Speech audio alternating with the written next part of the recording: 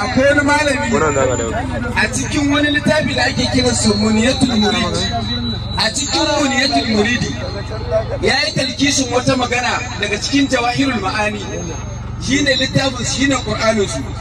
Daga cikin Jawahirul Ma'ani babban malamin su wanda ya fi kaho ya fi girma, wanda kuke ganin shi wali ne, mu kuma a gurin mu wallahi tallahi innamal mushrikuna najisun, wallahi a gurin mu najisa ne. Innamal mushrikuna najisun, duk inda ka samu mushriki najasa ne.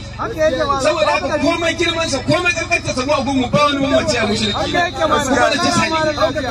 To babban malamin su shine yake cewa laysa li ahadin min ar-rijali an yadkhula kafatu ashabuhu al-jannata bighairi hisabin wala iqabin walau amilu min az-zunubi ma amilu wa balagu min al-ma'asi ma balagu illa ana wahdi.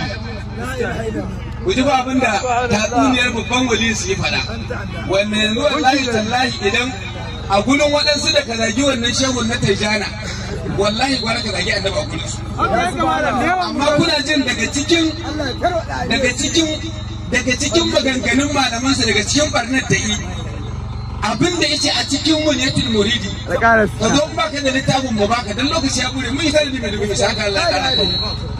Daga cikin abin da ya faɗa yace laysa li ahadin min ar-rijal, babu wani mutum daga cikin gwaladan Allah zababbu na Allah, yace duk gaba ɗaya zababbun Allah babu wannan isa an yi dukula kafatu ashabuhu aljanna, ba wanda isa shigar da almajiransa cikin aljanna gaba ɗaya walau amilu min az-zunubi ma amilu, ko me suka aikata na zunubi ba wani wali ba wani babban mutum wani mai daraja ko mai darajarsa da ya isa shigar da dukkan almajiransa aljanna, ko me suka aikata na zunubi yace bila hisabin bigari qabin, ko yace bigari hisabin wala iqabin, ba tare da an musu bincike ba tare da an musu azaba ba, walau amilu min az-zunubi ma amilu, duk abin da suka aikata na zunubi wa balagu min al-ma'asi ma balagu, kuma duk inda suka kai azunubi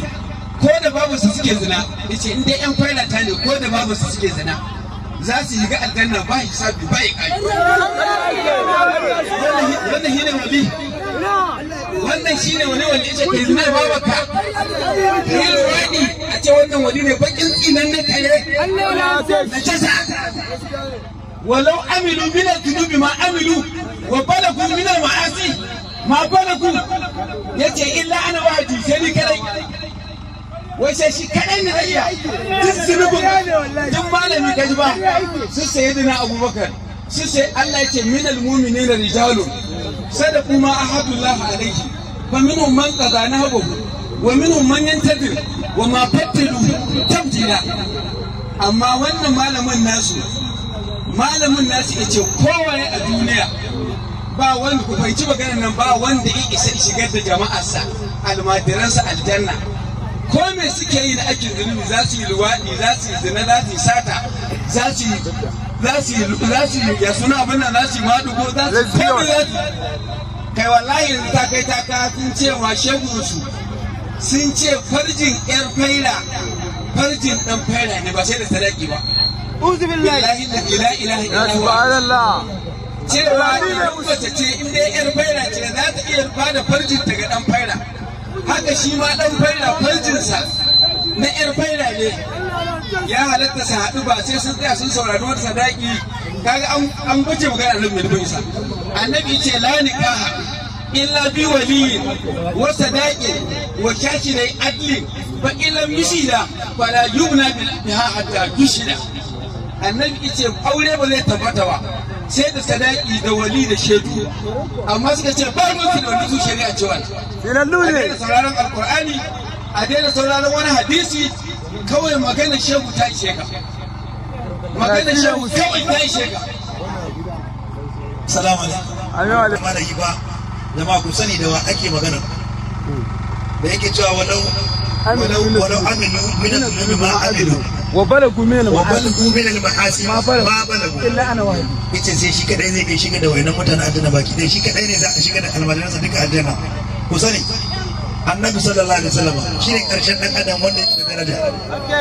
To a sahabban sa ko wanda suka shiga wuta, a sahabban annabi ashe yana nuna cewa shi ya kuma manzon Allah kenan. Tunda yace shi a sahabban sa kowa sai ya shiga aljanna. Shi wancan mutum, shi wannan ogan nasu, shi lata da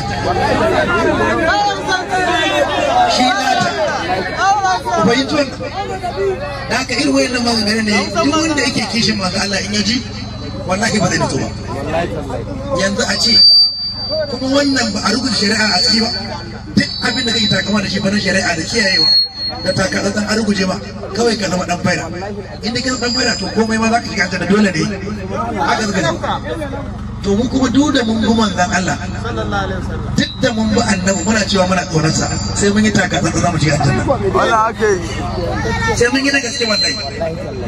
Da aka sabon annabi ma sai sun yi takatsantsan suke wucewa. Wallahi tana mu. Da haka wannan ya zo da iya wannan magana ta rubuta addini baki daya. Haka da magana. Allah ya gafarta malam, lokaci ne babu, bai tukan guda 7 ne, amma wallahi sai ya hana dan hakika dan faira wanda yake cikin fas, wallahi sai yana yi bacci.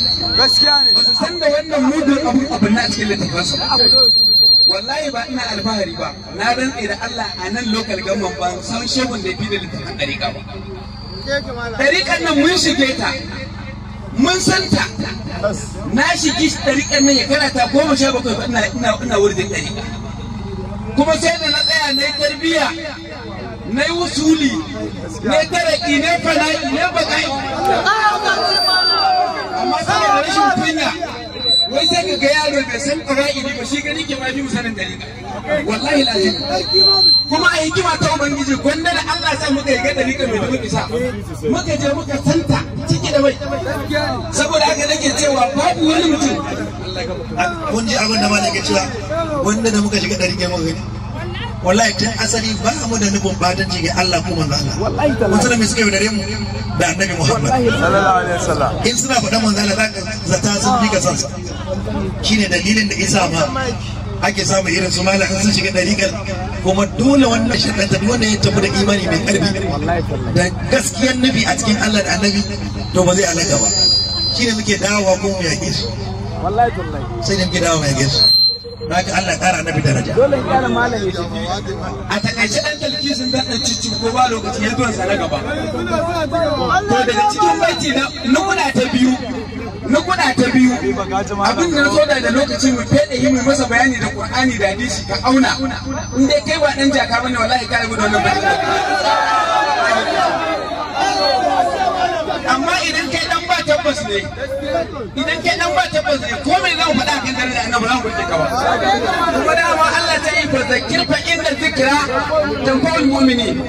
Mu'mine muke ga farkon Qur'ani Allah ta yi zalikal kitabu la raiba fihi hudan lil muttaqin.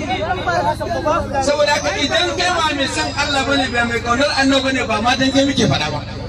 Dan ƴan uwanmu su gane, dan ƴan uwanmu su fahimta daga cikin abin da na kuɗa ta bi ta kunsa. Malamin sa ganin wancan malamin sa ya faɗi wannan magana sai na kawo lafazin mai mukarana. Yasa wannan jabin walin da suke cewa wali ne ya alaka kullum mai dumin isa. Ina tsakura tsari ya rasu ido ya tsakuri mutiyaci.